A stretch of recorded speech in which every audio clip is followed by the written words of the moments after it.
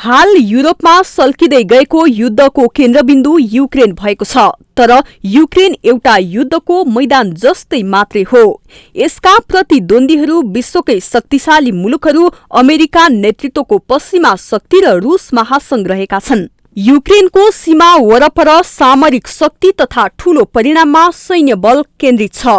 सम्भावित युद्धको तयारी साथै यसलाई रोक्ने प्रयासमा भइरहेका कूटनीतिक छलफलहरू भने युक्रेन बाहिर नै चलिरहेको छ।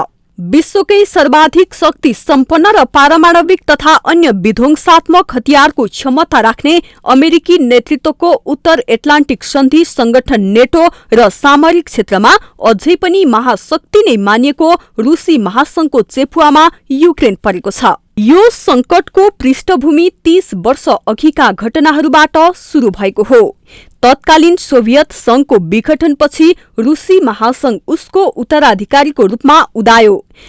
सन् 1979 मा नेटोले रूसको परम्परागत मित्र राष्ट्र युगोस्लाभियामाथि गरेको हमलाबाट युगोस्लाभिया राष्ट्रकै विखण्डन भयो।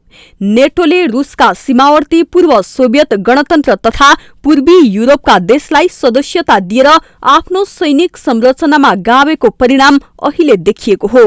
रूस र नेटोको दूरी अहिले चरम विवादको अवस्थामा पुगेको हो। युगोस्लाभिया घटनापछि रूसले पश्चिमा शक्तिलाई सम्झौताहरू पालना गर्न पटक पटक गरेको आग्रह असफल भएपछि सन् 2007 को म्युनिक सुरक्षा सम्मेलनमा रूसका राष्ट्रपति पुटिनले अमेरिका एक ध्रुवीय विश्व, एक शक्ति केन्द्र र एक मालिकको अन्तर्राष्ट्रिय सम्बन्ध प्रणाली विकास गर्न चाहेको भन्दै रूसले त्यस्तो नीति स्वीकार नगर्ने घोषणा गर्नुभयो। एक वर्षभित्रैमा पुटिनको घोषणाको परिणाम निस्कियो। सन् 2008 मा पूर्व सोभियत गणतन्त्र जर्जियाका पश्चिमद्वारा समर्थित राष्ट्रपतिबाट रूससँगको सिमानामा पर्ने दक्षिण ओसेटियामाथि आक्रमण भयो। त्यस घटनाको 6 वर्ष नबित्दै पश्चिमले रूसको निकट मानिएका युक्रेनी राष्ट्रपति भिक्टर यानुकोभिचलाई 2014 मा सत्ताच्युत गरायो।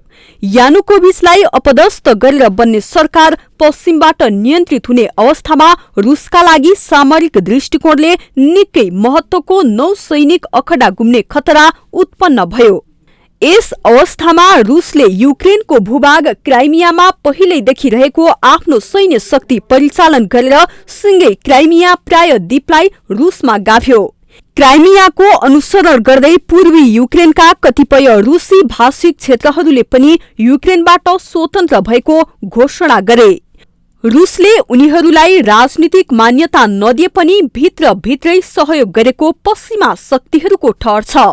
यस पृष्ठभूमिमा सिर्जित वर्तमान द्वन्द्वमा पश्चिमले रूसलाई युक्रेनको सीमा वरपर 1 लाख सेना तैनाथ गरेको र कुनै पनि बेला युक्रेनमाथि हमला गर्न सक्ने तयारी गरेको आरोप लगाएको छ।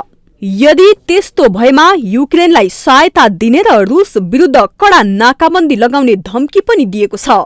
तर रूसले भने आफ्नो सेना युक्रेन विरुद्ध लक्षित नभएर नेटोले पूर्वी युरोपका मुलुकहरूमा तैनाथ गरेको सैन्य शक्तिको प्रत्युत्तरमा आफ्नो भूभागभित्र सीमित राखेको भनिरहेको छ। युक्रेन सीमाबाट सेना हटाउन रूसले आफ्नै सुरक्षाको ग्यारेन्टी मागेको छ। ती ग्यारेन्टी भनेकै कुनै बेला पश्चिमले सोभियत संघसँग गरेका सम्झौताको पालना हो। राष्ट्रपति पुटिनले माग गरेको सुरक्षा ग्यारेन्टीमा रूससँग सिमाना जोडिएका देशहरूलाई नेटो सदस्यता नदिने, पूर्वी युरोपका देशहरूमा तैनाथ नेटो सेना सीमित गरिनुपर्ने र अमेरिकाले तत्कालीन सोभियत संघसँग गरेका हतियार नियन्त्रण सन्धि पालना गर्नुपर्ने लगायत रहेका छन्। अहिले युक्रेनकै सेनाले पनि रूसी आक्रमणको लक्षण तत्काल नदेखाएको बताउँदै आएको छ। यसबाट यो युद्ध रूस वा युक्रेनलाई होइन, नेटोलाई र खास गरी अमेरिकालाई चाहिएको विश्लेषण पनि हुन थालेको छ। सन् 2014 को घटनापछि मात्रै अमेरिकाले युक्रेनलाई झण्डै $3 अर्ब बराबरको हतियार आपूर्ति गरेको छ। रूस युक्रेन द्वन्द्व शीत युद्धका अवशेषहरूलाई शक्ति राष्ट्रहरूले समयमै सम्बोधन नगर्नाले र पूर्व पश्चिम सम्बन्धमा राजनीतिक सुझबुझको भन्दा हात हतियार उत्पादनका नाफाखोरहरूको प्रभाव बढी हुनाले यो अवस्था सृजना भएको मानिन्छ। माउन्टेन टेलिभिजन HD का लागि अन्तर्राष्ट्रिय ब्युरोको रिपोर्ट।